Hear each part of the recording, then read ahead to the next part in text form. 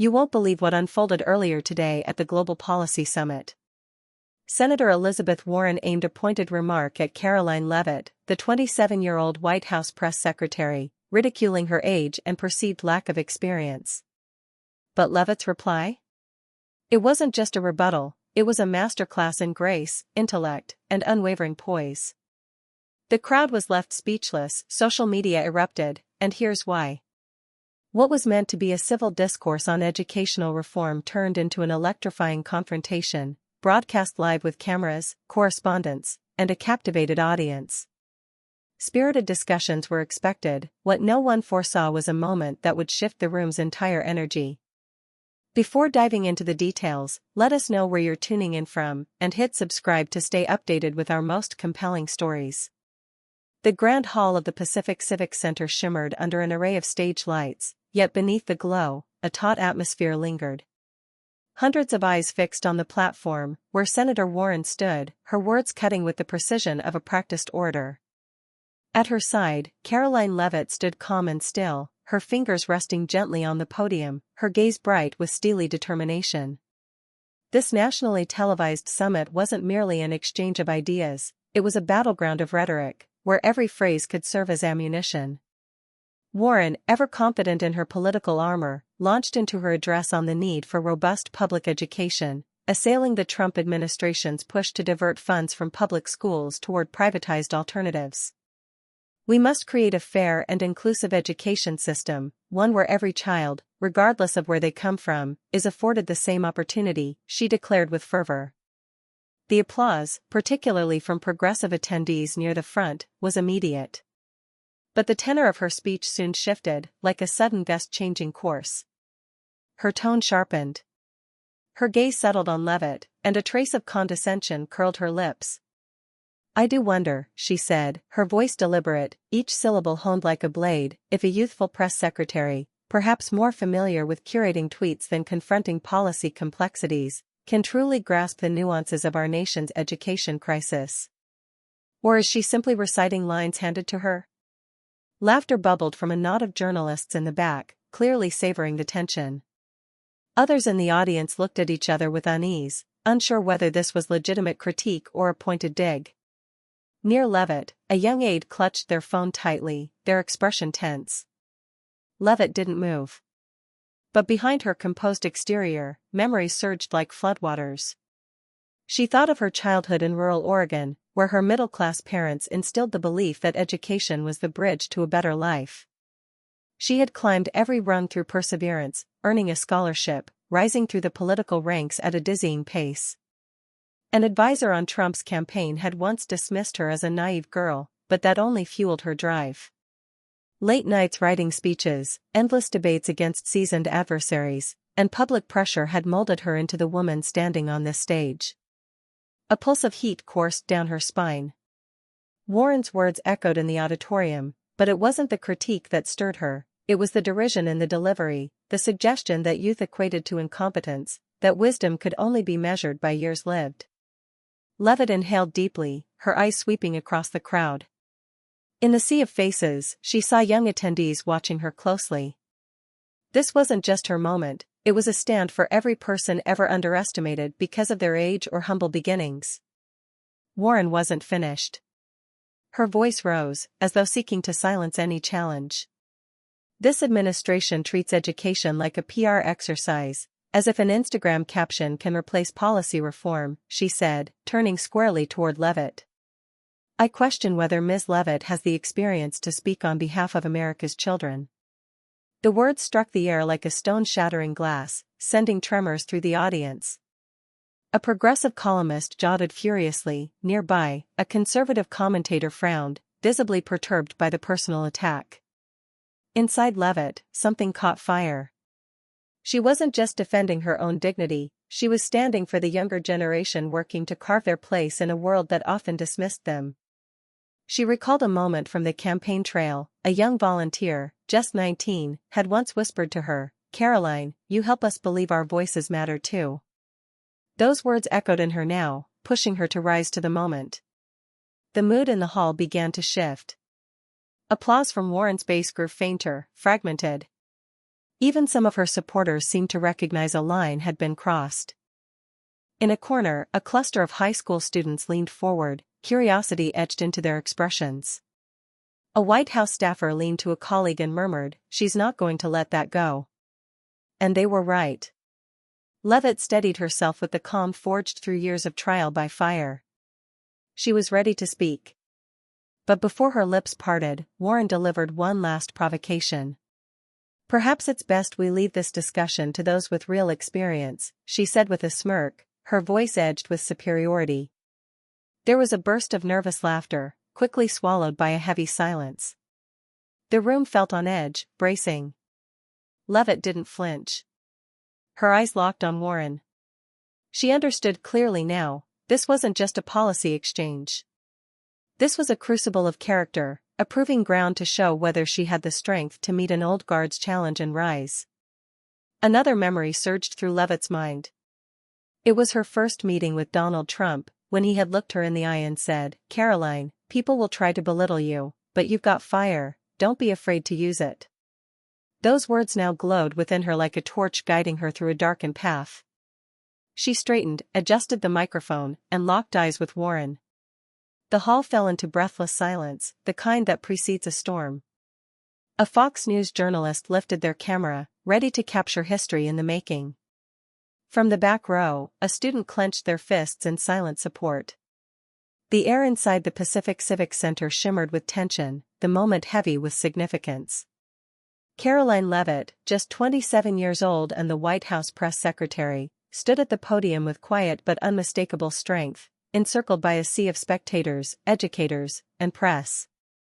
The Global Policy Summit, broadcast live across major platforms and streaming to homes nationwide, had just been rattled by Senator Elizabeth Warren's blistering critique, a pointed jab at Levitt's age and qualifications, casting her as a mere social media mouthpiece unfit for serious discourse. But Levitt didn't recoil. She met the gaze of the audience head-on, her hands grazing the podium's edge, her posture resolute. This was no longer just a debate, it was a generational clash, a battle between inherited wisdom and emerging voices. She leaned toward the mic, her voice rising above the tension, crystal clear, resonant, unwavering. "Senator Warren," she began, her tone steady yet unmistakably firm, "I am not here because of my youth or my ability to write a tweet. I am here because I have dedicated myself to improving the future of American children, through action, not appearance." She paused. The weight of her words settled over the audience like dust in still air. Her gaze drifted to a cluster of young students seated in the back, their faces alight with a mix of wonder and hope. If we believe that only those who have spent decades in the system truly understand education, then perhaps we've lost sight of what education is meant to be, a living, evolving pursuit of better ways to learn and lead. A ripple of murmur stirred the room. A few of Warren's allies exchanged skeptical glances, but several educators nodded, drawn in by Levitt's poise and clarity. She pressed on, her voice softening as she shared a sliver of her own journey. "I was raised in a small town where opportunity wasn't handed out, it had to be earned. My parents taught me that education is the great equalizer. I worked relentlessly to get into college and to stand on this stage today. Not to boast, but to advocate for every child in every zip code who deserves the same chance." Applause broke through. Scattered at first, then swelling. One student jumped to their feet, clapping with such fervor that others quickly followed. Across the stage, Warren's grip tightened around her notes. Her expression remained composed, but something in her eyes had shifted, an uneasy flicker of recognition. Sensing the momentum tipping, Levitt advanced with renewed conviction. "Our administration believes in empowering parents, with real choices. Whether that means public schools, private academies, or vocational programs, it's about trusting families to decide what's best. That's not divisive. That's equitable. And if you want to label that inexperience, I call it vision." The hall erupted. The applause was no longer partisan. Even some who had come skeptical were now swayed by Levitt's precision and sincerity. A local journalist scribbled with urgency, eyebrows raised in astonishment. Levitt turned toward Warren again, her voice now lower, deliberate, each word a carefully placed stone. Senator, I respect the years you've spent in public service. But tenure alone is not a virtue if it defends a broken system. Progress demands listening, not just to policymakers, but to parents, educators, and the young people sitting among us today. A teacher in the middle row sprang up, clapping. Others followed. A tide of cheers rose up, enveloping the stage. Warren glanced down at her notes, momentarily disoriented, searching, perhaps, for her next line of defense. Levitt paused only briefly, then brought her final point forward with the force of conviction. I'm not standing here to trade credentials or backgrounds. I'm here because every child deserves the right to dream, and the tools to chase that dream. If we want to rebuild education in this country, we begin with mutual respect, not dismissive criticism. The audience exploded in response. The applause was thunderous, echoing against the curved walls of the hall. High school students raised their phones, capturing a moment that had shifted the tone of the entire summit. A correspondent from a conservative outlet leaned over to whisper, "She didn't just respond, she rewrote the narrative." Backstage, a White House official beamed, firing off a quick message, "Caroline just changed the game." Across the stage, Warren held her ground, but even she couldn't mask the strain in her expression. As the cheers continued for Levitt, the senator's eyes moved across the sea of supporters no longer solely her own. Caroline Levitt stood motionless, like a lighthouse weathering a crashing tide, unshaken, luminous. Warren, though momentarily caught off guard, was far from defeated. With the seasoned instincts of a political warrior, she regained her composure, stepped forward, and gave a tight smile, cool, deliberate. She leaned into the microphone with renewed purpose, clearly preparing her next strike. The atmosphere in the room shimmered with anticipation, reporters shifted in their seats, students leaned forward, phones aloft. This was no ordinary policy discussion, this was a crucible. "Miss Levitt," Warren began, her voice smooth but edged with iron, "confidence is admirable, but this isn't a contest of sound bites. While you speak of choice, your administration is withdrawing essential support from public schools, leaving millions of families stranded. What do you say to the parents who lie awake, fearing for their children's future?" The gauntlet had been thrown once again. The duel continued. Warren's question cut through the air like a sharpened blade, a calculated strike aimed squarely at the heart of the Trump administration's educational policies. It was designed to draw Caroline Levitt into a debate Warren presumed she would dominate. A hush spread through the auditorium, electric with anticipation. Some of Warren's allies gave subtle nods, believing their champion had regained momentum. A journalist from a progressive media outlet leaned forward, recorder lifted in expectation. Toward the rear, a cluster of educators whispered among themselves, curious whether this young woman could hold her own under such pressure. Levitt, however, saw the trap and refused to step into it. Her stance remained unshaken. Her eyes burned bright with clarity and defiance. "Senator Warren," she began, her voice steady yet deeply empathetic, "I know those fears all too well. I grew up in a family where every tuition check had to be weighed against the bills. We weren't rich in money, but we were rich in belief that education was the bridge to a better future." The sincerity in her voice softened the tension in the room. She pressed forward. "This administration is not slashing opportunities, we are removing the red tape that traps families in broken systems. We're giving parents the power to choose, whether that's public school, private, or vocational. Education isn't one size fits all. True fairness comes from freedom." Her words washed over the audience like a calming wind. A parent halfway back rose to their feet and clapped, sparking a ripple of applause. A conservative reporter scribbled quickly, their expression shifting from detached observation to growing admiration. Warren was undeterred. She leaned in again, her tone turning cooler, edged with a lawyer's precision. "You speak of choice," she said, "but what you're really offering is a loophole for private companies to siphon public money. With your limited background, how can you possibly justify policies that jeopardize millions of children's futures?" The jab was deliberate, meant to drag Levitt's age back into the spotlight, to resurrect the doubts Warren had seeded earlier. Murmurs drifted through the crowd. A few cheers rang out from Warren's section, but most attendees sat silent, waiting. Watching. Levitt smiled, not smugly, but with a quiet self-assurance, the kind forged through fire. She stepped forward slightly, her voice now lit with resolve. "Senator," she said, her tone rich with conviction, "if experience means defending the status quo while generations of students fall through the cracks, then I will proudly stand for change." She paused, locking eyes with Warren before sweeping her gaze across the crowd. "I am not here to shield corporations, I am here to speak for families shouting into a system that no longer hears them. We are investing in educators, in innovation, in programs that ready our children for the real world. If we are to debate, let's bring ideas, not age-based dismissal." The audience roared. The applause wasn't partisan anymore, it was resonant, unifying. A young teacher near the center leapt to their feet, hands raised, and a wave of cheers followed. Students clapped and shouted, their enthusiasm electrifying the room. Warren faltered. Her usual calm gave way to a flicker of hesitation as she stepped back, gripping her microphone like a lifeline. A neutral journalist turned to their colleague and whispered, "She just gave Warren a lesson in humility." Levitt sensed the moment. Her voice grew gentle, yet no less powerful. "We're not here to spar over resumes. We're here because the dreams of our children hang in the balance," she said.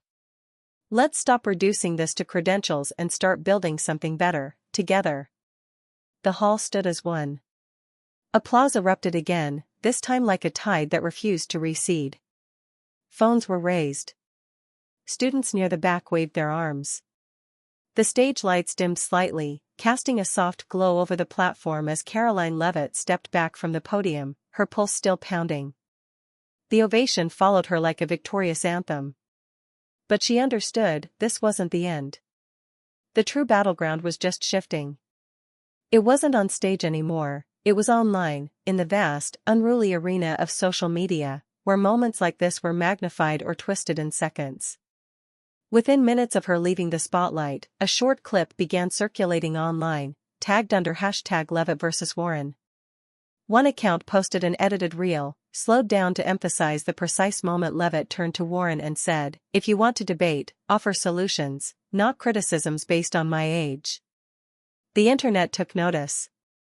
Within hours, the video had amassed millions of views.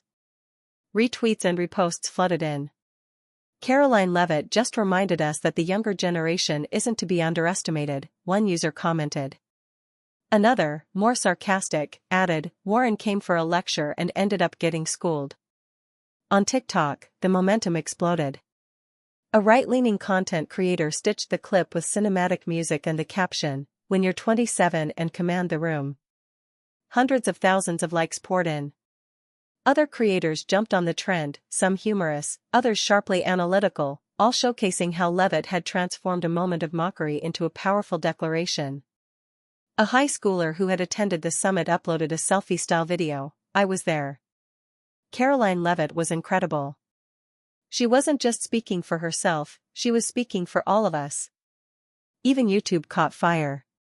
Major outlets, from Fox News to CNN, rushed to upload the full exchange. Headlines flashed. Youth versus experience, Levitt and Warren clash at Education Summit. Mic drop moment, Caroline Levitt's response sets internet ablaze. Senator stumbles as press secretary steals the show. The confrontation had sparked something far greater than a partisan skirmish, it had become a cultural moment. Levitt had faced down a political heavyweight, and whether viewers admired her or not, they couldn't ignore her. And this, she knew, was just the beginning.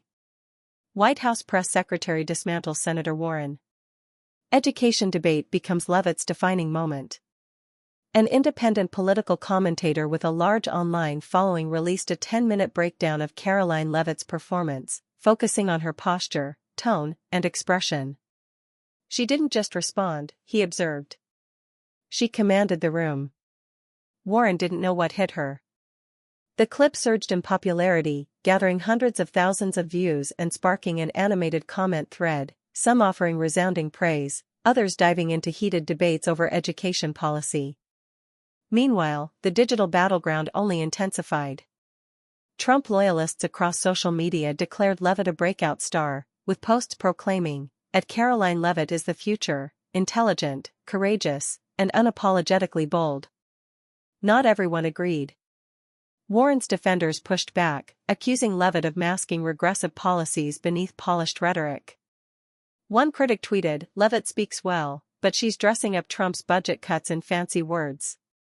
Still, the pushback was quickly drowned beneath a rising tide of support, especially from younger Americans who felt she had articulated their frustrations and hopes. The frenzy spilled beyond traditional political circles. Across parent forums, from private Facebook groups to neighborhood WhatsApp threads, Levitt's speech resonated. Her line about parents choosing the best path for their children struck a nerve. A mother from Colorado wrote, "I don't care about red or blue, Caroline Levitt is absolutely right. Parents should have a say in their children's education." The message took root, transforming a political confrontation into a broader cultural dialogue. Meanwhile, Senator Warren's communications team scrambled to pivot. A tweet soon emerged from her official account, reaffirming her core message. "We must invest in public education for all children, not just the privileged few." But the statement was instantly overshadowed. TikTok users repurposed video stills of Warren's visibly tense expression, overlaying captions like, "When you expect applause and get schooled instead." One satirical account even posted a short meme reading, "Warren, 0, Levitt, infinite wins." Backstage, messages flooded Levitt's phone. One longtime advisor texted, "You've made us proud." That moment will be remembered for years. Minutes later, a post appeared on President Trump's official feed. "Caroline Levitt is a rising star. Warren should learn to debate issues, not attack people. America first."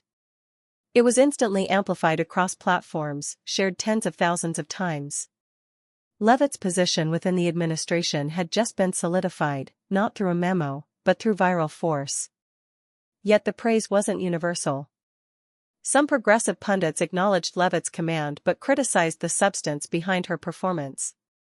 A piece published on a liberal-leaning site argued, "Levitt won the moment, no doubt, but beneath the confidence lies a defense of policies that underfund public education." Even so, such critiques were often qualified with admissions of her rhetorical strength. She held her ground against one of the most experienced voices in Washington. That's not nothing. Back at the White House, Levitt returned to her office amidst the digital storm. She glanced down at her phone and smiled at a simple message from her mother. "So proud of you. Keep standing tall."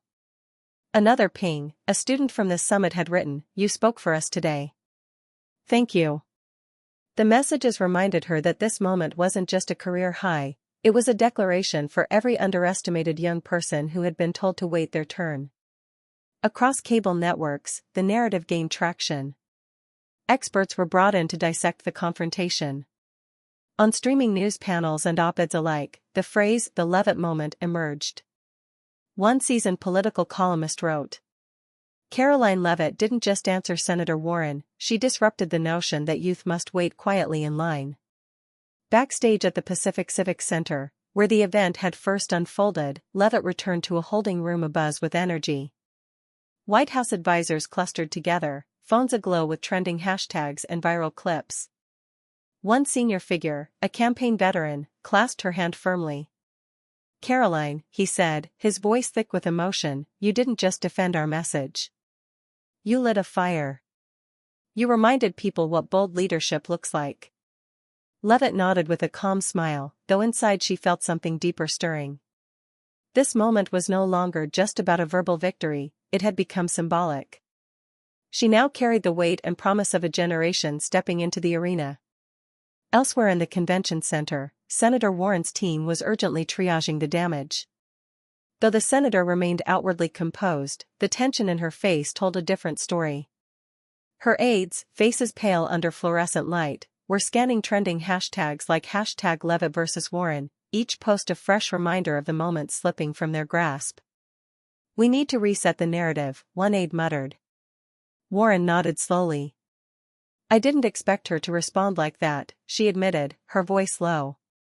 Soon after, another post surfaced from Warren's official channel. Every child deserves a world-class education. That's what I'll keep fighting for, no matter the politics. But again, it was drowned out, buried beneath a flood of memes, replays, and clips praising Levitt's clarity, composure, and courage. At the White House, the celebration was impossible to contain. A senior official who had worked closely with Levitt sent a quick message. "You didn't just speak, you made history." Then, like a trumpet blast, another post from President Trump's account echoed across the digital landscape. "Caroline Levitt is a fighter. Warren tried to take her down, but truth and strength won the day. The future is ours. Make America great again." The post soared, shared by supporters and commentators alike. Levitt was no longer simply a press secretary. She had become a symbol of a new, bolder voice in the administration, of a rising generation unafraid to challenge power, and of a political moment that had taken on a life of its own. Outside the summit venue, a flurry of cameras and microphones greeted Caroline Levitt as she emerged from the conference room. The air still crackled with the energy of what had just transpired.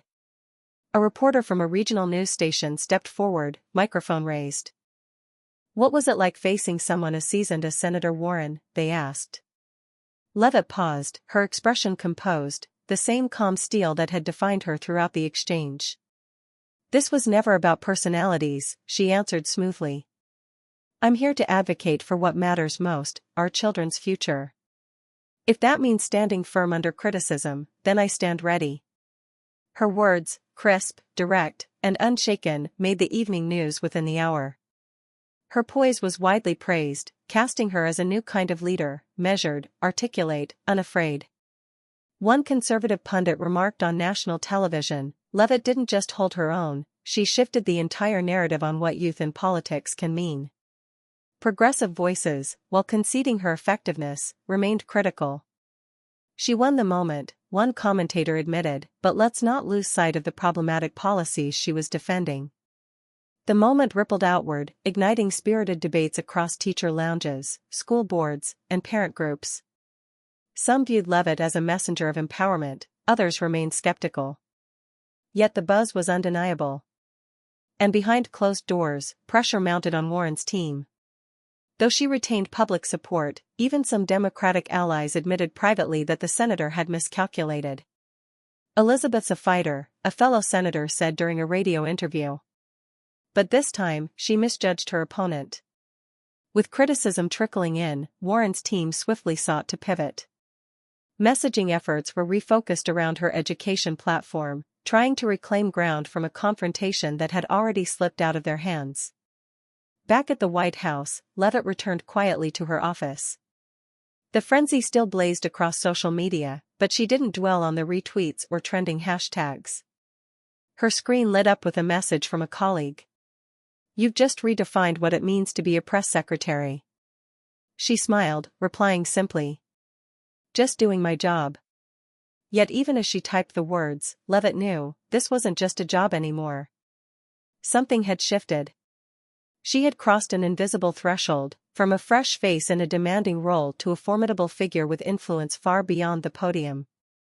As the spotlight from the day's confrontation slowly dimmed, the impact of what came to be called the Levitt moment began to resonate more deeply.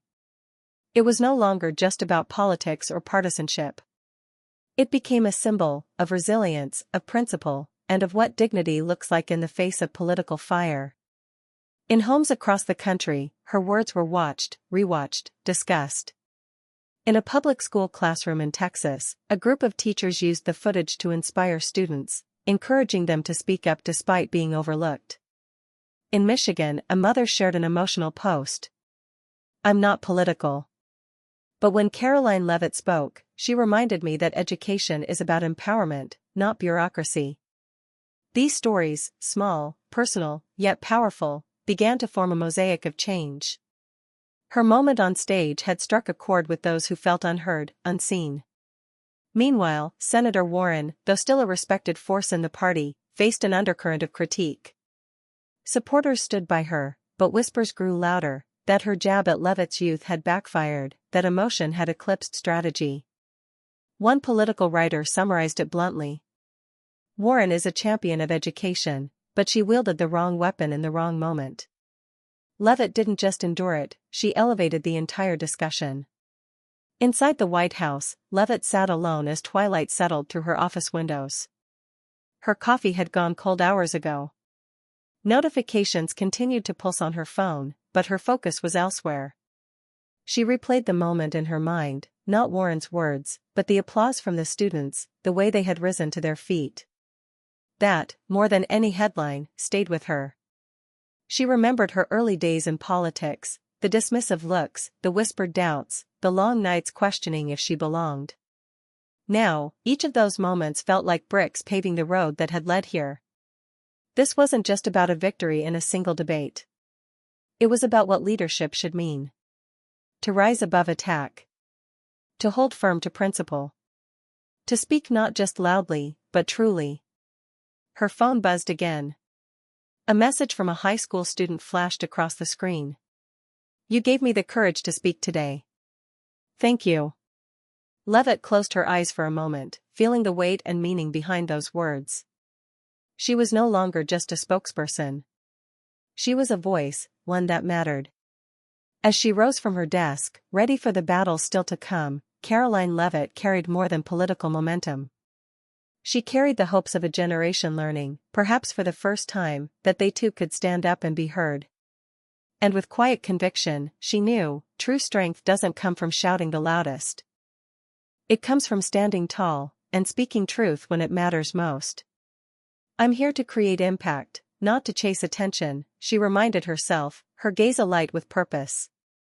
Every step forward now carried meaning, for the children whose futures were debated, for the families seeking better options, and for every individual ever dismissed for being young or different. The story of the confrontation between Caroline Levitt and Senator Elizabeth Warren at the Global Education Summit underscores a deeper truth within American public life. Entrenched divisions and assumptions about age or background too often cloud our national dialogue, especially on issues as vital as education. In this encounter, Levitt, a youthful White House press secretary, became the target of pointed remarks aimed at her age and perceived inexperience. Yet, her response was anything but reactive. She answered with clarity, strength, and an unshakable belief in merit over preconceptions.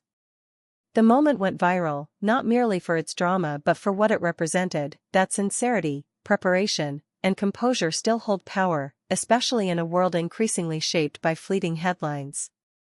The outpouring of support from parents, students, and educators across digital platforms revealed something more, that this rising generation is ready to redefine what leadership looks like in America. And the message was unmistakable: in a divided society, authenticity and courage can transcend the barriers of age, bias, and political noise. For young Americans, Levitt's journey offers a powerful lesson. Criticism is inevitable, but it can become the fuel for something greater. By standing her ground and spotlighting the importance of educational choice, she didn't just defend herself, she changed the conversation. Instead of retaliating with personal attacks, she crafted arguments rooted in principle. She stayed focused on her values, reminding the room, and the country, that opportunity should be at the heart of every policy discussion. And just as importantly, she used the digital tools of this generation not for vanity, but for voice, to amplify a message grounded in truth. Leadership, as Levitt showed, doesn't require volume. It requires vision. It begins with a clear voice, a steady presence, and an unwavering belief in purpose. That's what drives real change, in communities, in classrooms, and across the nation. So if you found strength in this story, don't just watch, act. Let it inspire you to speak up, to build, to lead with intention. Hit the subscribe button to follow more powerful stories like Caroline Levitt's, and thank you for being part of this journey.